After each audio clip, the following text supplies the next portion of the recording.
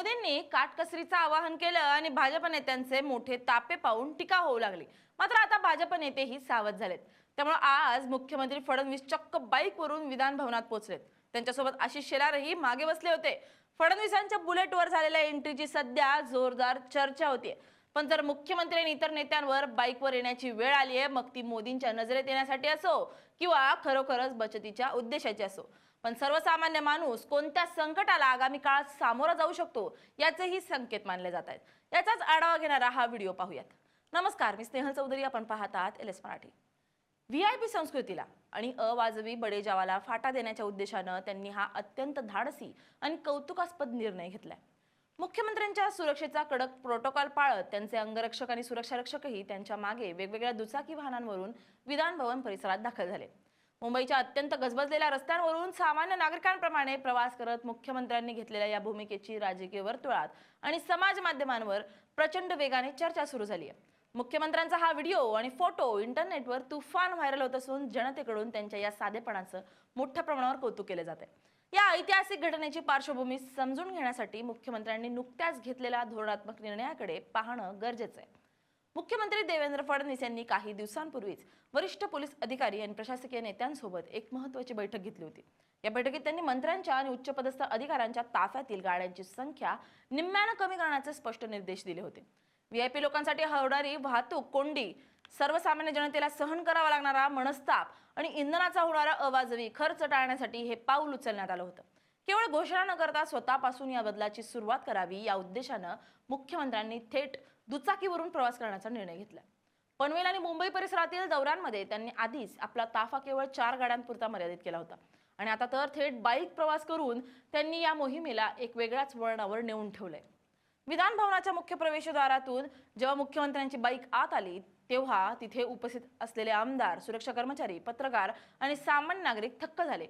नेहमी सायरन वाजवत येणाऱ्या गाड्यांचा ताफा पाहण्याची सवय असलेल्या विधिमंडळ परिसराला आज एक अत्यंत वेगळं चित्र पाहायला मिळालं। मुख्यमंत्र्यांनी डोक्यावर हेल्मेट परिधान करून सुरक्षेच्या नियमांचं काटेकोरपणे पालन केलं होतं। त्यांनी गाडीवरून उतरून हेल्मेट काढताच उपस्थित सर्वांनी घोषणाबाजी करत त्यांचं स्वागत केलं। राज्याचा प्रमुख जेव्हा इतक्या साधेपणाने लोकांसमोर येतो, तेव्हा लोकशाहीतील जनतेचा विश्वास अधिकच दृढ होतो, अशा प्रतिक्रिया यावेळी उपस्थित आमदारांनी व्यक्त केल्या।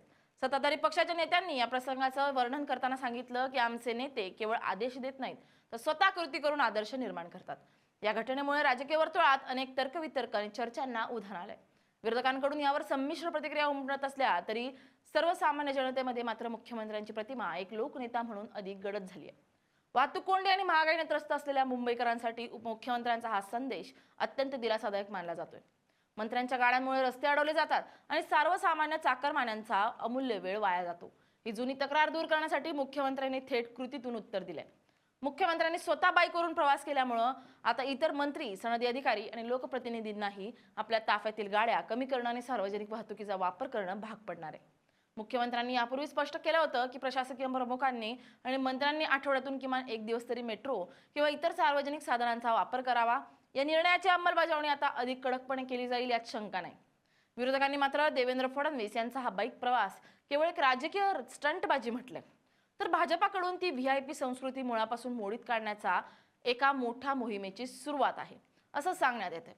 सर्वसामान्य माणसाला केंद्रस्थानी ठेवून काम करणाऱ्या या सरकारनं आपल्या कृतीतून एक नवा पायंडा पाडलाय। आगामी काळात राजकारणातील ही नवी दुचाकी संस्कृती इतर नेत्यांना किती प्रेरित करते हे पाहणं महत्त्वाचं ठरेल। या बाईक एंट्रीमुळे सोशल मीडियावर जुन्या राजकीय चर्चांना उधाण आलंय। महाविकास आघाडी सरकार कोसळण्याच्या काळात देवेंद्र फडणवीस रात्रीच्या वेळी हुडी घालून बाईकवर बसून गुप्त बैठकांना जायचे, अशी चर्चा रंगायची।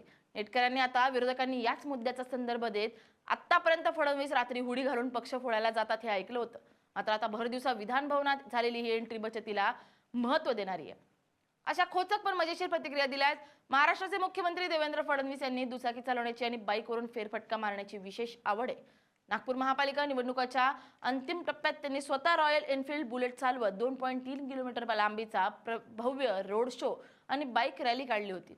यापूर्वी स्वातंत्र्य दिनाच्या औचित्याने आयोजित तिरंगा यात्रेमध्ये त्यांनी हजारो तरुणांसोबत उत्साहाने बाईक चालवली होती आणि प्रदीर्घ काळानंतर बाईक चालवण्याचा आनंद सोशल मीडियावर व्यक्त केला होता। त्यांच्या परभणी दौऱ्यादरम्यान देखील त्यांनी स्थानिक भागात दुचाकीवरून फेरफटका मारला होता। फडणवीस यांच्या या बाईक सफरींचे व्हिडिओ आणि फोटो सोशल मीडियावर नेहमीच मोठ्या प्रमाणात व्हायरल होतात। आता या बुलेट एंट्रीची ही चर्चा काही दिवस रंगेल, पण वस्तुस्थिती आणखी किती भीषण होते हे तर येणारा काळच सांगेल.